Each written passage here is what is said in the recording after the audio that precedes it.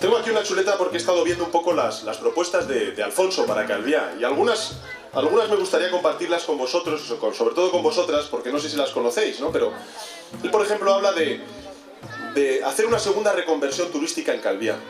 Habla de que Calviá tiene que estar abierto 10 meses al año, y no como está ahora. Habla también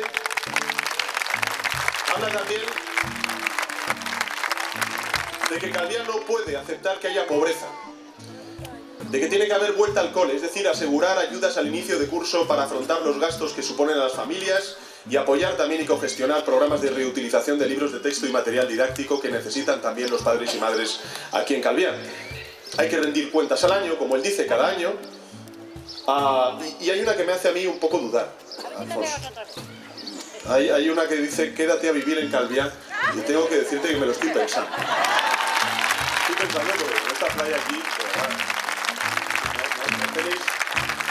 no tenéis corazón. A mí me ha gustado algo que ha dicho Alfonso.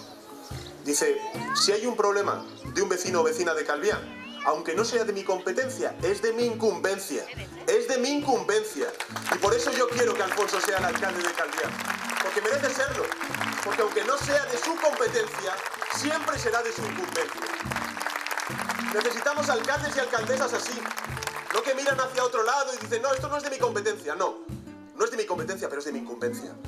Y si tú lo pasas mal, ahí tienes a tu alcalde apoyándote y creando, como hemos hecho en muchos ayuntamientos, oficinas antidesahucios para que precisamente no se desahuciaran a familias en muchos ayuntamientos donde ha gobernado el Partido Socialista.